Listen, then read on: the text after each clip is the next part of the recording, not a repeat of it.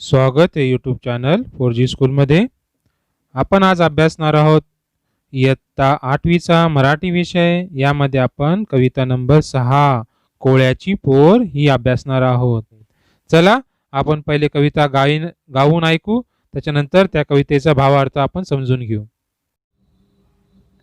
कोळ्याची पोर. मी कोळ्याची ग बाई कोळ्याची पोर, कपाडावर माझ्या चंद्राची कोर. मी कोळ्याची ग बाई कोळ्याची पोर, कपाडावर माझ्या चंद्राची कोर. ग बाई मी कोळ्याची पोर. दर्याला र आलं तुफान, पाहून ग होते बेभान. दर्याला र आलं तुफान, पाहून ग होते बेभान. तुफानी दर्याची उसळत्या लाटांची, नाही हो मला कसलीच डर. मी कोळ्याची ग बाई कोळ्याची पोर, कपाळावर माझ्या चंद्राची कोर. ग बाई मी कोळ्याची पोर. होरी चालवते वल्ही मारुनी, पुढे नेते मी लाटा सारुनी. होरी चालवते वल्ही मारुनी, पुढे नेते मी लाटा सारुनी. टाकुनी फासे विकुनी मासे, संसार चाले हा दर्यावर. मी कोळ्याची ग बाई कोळ्याची पोर, कपाळावर माझ्या चंद्राची कोर. ग बाई मी कोळ्याची पोर. सोन्याच्या मडवणी नारळाला, बाई अर्पण करते सागराला. सोन्याच्या मडवणी नारळाला, बाई अर्पण करते सागराला. कोळीवाडा उजडे पुनवेला, पूजा सागराची चाले जीवनभर. मी कोळ्याची ग बाई कोळ्याची पोर, कपाळावर माझ्या चंद्राची कोर. ग बाई मी कोळ्याची पोर. ग बाई मी कोळ्याची पोर. तर मुलांनो, हम जो पढ़ने वाले हो उस कविता के बारे में थोड़ा जानेंगे. इस कविता को ये नाम क्यों दिया गया ये आप पहले समझ लीजिए, तो आपको पूरी कविता समझने में आसानी होगी. कोळी जो समाज होता है उनके बारे में आप थोड़ा जानेंगे. वो कोळी समाज समुद्र किनारे रहता है, उस आप देख सकते हो, और मच्छी पकड़ना उनका पेशा होता है, उसी पे उनका गुजारा होता है. और दरिया में जाना और दरिया में से मच्छी पकड़ के लाना और उसे बिकाना, ये उनका काम होता है. उनके जो बच्चे होते हैं उनको पोर कहा जाता है. मतलब कोळ्याची पोर, मतलब जो कोळी समाज है उनके बच्चे के बारे में क्या कहते हैं ये बताया गया है. और कोळी समाज के बच्चे अपने बारे में कुछ बताना चाह रहे हैं, वो इस कविता में आपको कवित्री ने समझाया है. उसी तरह से जो पहाड़ी इलाके में रहते हैं, आदिवासी रहते हैं, उनको आदिवासी के बच्चे कहा जाता है, पहाड़ी इलाके के बच्चे कहा जाता है. उसी तरह से समुद्र किनारे रह के जो समुद्र में मच्छी पकड़ते हैं और उनको बिका के अपना गुजर बसर करते हैं, उनको कोळीची पोर ऐसा कहा जाता है. ये आपको समझने में पहले समझ के लेना चाहिए, ताकि इस कविता को समझने में आपको आसानी जाए.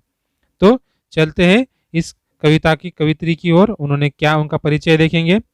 सुरेखा गावंडे 1960 हा त्यांचा जन्म आहे. प्रसिद्ध कवित्री आहेत. त्यांच्या विविध विषयावरील काव्यरचना प्रसिद्ध आहेत. विविध वृत्तपत्रे व मासिके यातून त्यांचे लेख प्रसिद्ध आहे. मतलब उनका अलग अलग काव्य संग्रह है वो प्रसिद्ध है और नावाजलेले आहेत ते. और उनके जो विविध वृत्तपत्र होते हैं, मतलब पेपर्स, उनमें उनके मासिक में कविता प्रसिद्ध होते रहती है. तो देखिए इस कविता में उन्होंने क्या समझाया है. वो कहती है, समुद्रकाठचे लोक दैनंदिन जीवन जगताना सदैव आव्हानांना संकटांना तोंड देत असतात. समुद्र हेच त्यांचे श्रद्धास्थान असते. समुद्राकाठी राहणाऱ्या कोळी समाजातील मुली या देखील अत्यंत साहसी असतात. प्रस्तुत कवितेतून एका कोळ्याच्या मुलीचे भावविश्व कवित्रीने अतिशय समर्पक शब्दात मांडले आहे. म्हणजे या ठिकाणी कोळी जो समाज असतो त्यांचे हे जीवन फार धाडसी असतात आणि नेहमी संकटांना ते तोंड देत असतात. अशा संकटांना तोंड देतानाचे काम फक्त तिथचे मुलंच नाही करत, तर मुली पण करतात, हे या कवितेतून मांडण्याचा प्रयत्न या कवयित्रीने केलेला आहे. आपण कविता गाऊन ऐकलेली आहे. आता या ठिकाणी आपण कवितेचा भावार्थ समजून घेऊ. ऐका, वाचा आणि म्हणा. यामध्ये मी कोळ्याची ग बाई कोळ्याची पोर, कपाळावर माझ्या चंद्राची कोर. मतलब जो बच्ची कह रही है मैं कोળી समाज की बच्ची हूँ और मेरी जो कपाल है, जो मेरी पिछानी है, उसके ऊपर मैंने जो चंद्र बिंदी लगाई है वो बिंदी कैसी लगाई है, चांद सर की लगाई है और वो उसकी कोर आपको नजर आ रही होंगी. ग बाई मी कोळ्याची पोर. ऐसा वो पहले 3 लाइन में आपको समझा रही है. क्या समझा रही है कि मी अत्यंत धाडसी कोळ्याची मुलगी आहे.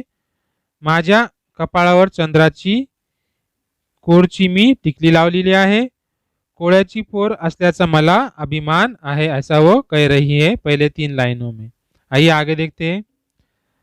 दरियाला आलं तूफान, पाहून ग होते बेभान. मतलब यहाँ पे दरिया जो होता है, समुंदर जिसे कहा जाता है, उस समुंदर को तूफान आया हुआ है और वादळ जिसे कहा जाता है. और इस वादळ को देख के पाहून बेभान मी होते. मी घाबरून जात नाही, बेभान होते, अवखळत नाही, मी परेशान पण त्याने होत नाही. पण तुफानी दर्याची उसळत्या लाटाची नाही हो मला कसलीच डर. वो कह रही है दरिया को तूफान आया हुआ है, वादळ आया दरिया में, और उसको देख के मैं परेशान या बेभान नहीं होती हूँ. उस लाटों के मुझे आदत पड़ गई है, मुझे उसकी कुछ भी डर नहीं है. ऐसा वो समझाने की कोशिश कर रही है.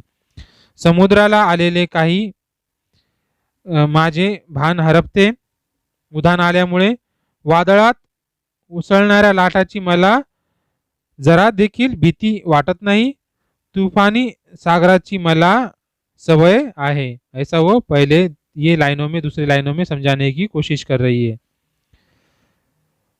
होरी चालवते वल्लवी मारुनी, पुढे नेते मी लाटा सारुनी. मतलब वो कह रही है कि जो वल्लभ होता है, जो होड़ी की जो पानी ढकलने की जो उनके हाथ में जो पकड़ने के लिए होती है लकड़ी, उसको वल्लभ कहते हैं. उसको हम पानी के ऊपर मारते हैं और लाटा मतलब पानी को सरकाते हुए हम होड़ी को भी आगे सरकाते ले जाते हैं. टाकुनी फासे विकुनी मासे. मतलब फासे मतलब जाल और फेंक, टाकुन मतलब डाल के, विकुन मतलब बेच के, मासे मतलब मच्छी. संसार चाले हा दरियावर. ये हमारा पूरा संसार, जो पूरी जीवन है, दरिया के ऊपर अवलंबन है, डिपेंड हम उसके ऊपर ही है. उसी से हमारा जीवन हम जगते हैं और उसी के सिवा हमारा कुछ चारा नहीं है. ऐसा वो समझाते हैं. हम जाले फेंकते हैं, उससे मच्छी पकड़ते हैं, वो मच्छी हम बाजार में बिकाते हैं और हमारा जो संसार है, घर, हम उसी से चलाते हैं. ऐसा वो समझाने की कोशिश ये कर रही है. वल्लभ मारून पाणी मागे सारून, आम्ही होडी मी पुढे सरासर चालवते. पाण्यात जाळे टाकून मी मासे पकडते. मासे विकून या समुद्राच्या जीवावर माझा संसार चालतो. मासेमारी हा आमचा पोटा पाण्याचा व्यवसाय है. ऐसे यहाँ पे वो समझाने की कोशिश कर रही है. सोन्याच्या मडवून नारळाला बाई अर्पण करते सागराला. अभी जो नारियल होता है, आप देख सकते हैं यहाँ पे आपको दिखाई दे रहा होगा, वो हमेशा पीला ही होता है. और पूर्णिमा जब आती है, उनका त्योहार वो मनाते हैं. और जो सागर है उसको वो लालच बताने की कोशिश करते हैं कि हम तेरी पूजा करते हैं, तू भी हमको इसी तरह से अच्छे अच्छे घर संसार चलाने के लिए मच्छियाँ देते जा और हमारा तरक्की करते जा. ऐसा उसको पटाने के लिए, उसका आदर करने के लिए, उसको समझाने के लिए, उसको बड़प्पन देने के लिए वो क्या करते हैं, हम नारळ उसको बहाते हैं. ऐसा वो समझाने की कोशिश कर रहे हैं. सोन्याच्या मडवून नारळाला मतलब वो नारळ ऐसा समझाते हैं कि देख, हम इस पीला नारळ है और हमने इसे सोने से सजाया है, सोने की पालिश हमने इसको की है, इसको तू कबूल कर और हमको भी इसी तेरे दरिया में आने की इजाजत दे, हमको अच्छे अच्छे मच्छियाँ अता कर. ऐसा वो समझाने की कोशिश करते हैं उसको. कोळीवाड़ा उजळे पुनवेला. अभी जो पूनम होती है उसके टाइम में वो कोळीवाड़ा जो होता है, पूर्णिमेला उजळेल मतलब चमक के निकलता है. पूरा कोळीवाड़ा पूरा सच धज के पूरा रोशनाई में नहाता है. ऐसा यहाँ पे समझा करते हैं. पूजा सागराची चाले जीवनभर। ये हमारा जो नित्य नियम है, हर पौर्णिमा को हम सागर की पूजा करते हैं, ऐसा वो लड़की बताने की कोशिश कर रही है। इस कविता में वो समझा रही है कि पूर्णिमा को हम नारियल बहाते हैं और उस नारियल को से ही साथ में हम पूरा त्योहार मनाते हैं। पूर्णिमा का दिन पूरा कोड़ीवाड़ा, हमारा जो हमारा समाज है जहाँ हम रहते हैं उसको कोड़ीवाड़ा ऐसा कहा जाता है। उस बस्ती को उस दिन हम पूरा कोड़ीवाड़ा हमारा सजता है और पूरा रोशनी में वो जगमगाता है। इस तरह से वो बच्ची समझाती है कि हमारा जीवन हम किस तरह से जगते हैं और हमको इस समुद्र को आदत हो गई है और हमारा जीवन इसी पे चलता है। इस तरह से अपनी पूरी समाज की आप बीती एक प्रस्तुत करने की कोशिश इस कविता में की गई है, अपने शब्दों में सुरेखा गावंडे ने। इसी तरह के वीडियो के लिए हमारे लाइक कीजिए इस वीडियो को और चैनल को सब्सक्राइब करना ना भूलें और उसी के साथ में बने रहिए इस चैनल पे, ताकि आने वाले वीडियो में इसके हम क्वेश्चन आंसर प्रश्न उत्तर भी बता सकें।